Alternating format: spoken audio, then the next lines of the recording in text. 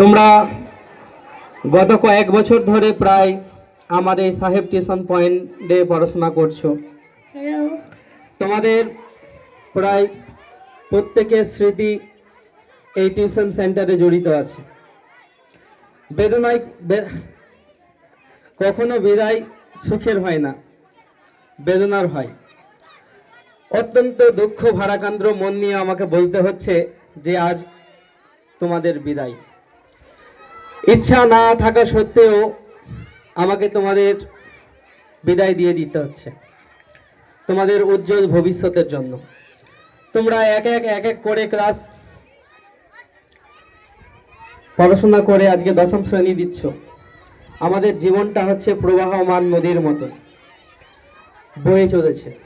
তোমাদের এই বিদায় নিয়ে নিতে হবে ভবিষ্যৎ সামনে এগিয়ে যাবার জন্য। আমরাও এক সময় বিদায় নিয়েছি। তোমাদের সারা জীবন আমি মনে রাখব। তোমরা সবাই সামনে এই কটা দিন যা আছে ভালো করে পড়বে। নিয়ম পরীক্ষা রুমে যখন যাবে অবশ্যই 20 মিনিট আগে চলে যাবে। নিয়ম শৃঙ্খলা বজায় রাখবে।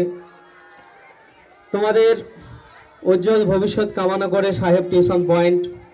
তোমরা ভালো করে পড়াশোনা করে নিজের বাবা মার নাম উজ্জ্বল করো, তার সঙ্গে সঙ্গে আমার সেন্টারের এবং পাড়া প্রতিবেশী। তোমরাই হচ্ছ দেশ গঠনের কারিগর। তোমরা সবাই ফার্স্ট, সেকেন্ড, থার্ড হতে পারবে না, কিন্তু চাইলেই তোমরা ভালো মানুষ হতে পারবে। কারণ বর্তমান যুগে ভালো মানুষের খুবই অভাব। তোমরা ভালোভাবে সুশিক্ষায় শিক্ষিত হতে পারলেই, আদর্শ নাগরিক হতে পারলেই তবে একটা দেশ ভালোভাবে চলবে, একটা সমাজ ভালোভাবে চলবে। প্রত্যেকে ছাত্রছাত্রীর উদ্দেশ্যে বলছি, তোমরা যারা আমার এই সেন্টার থেকে প্রায় 100 জন চলে যাচ্ছ,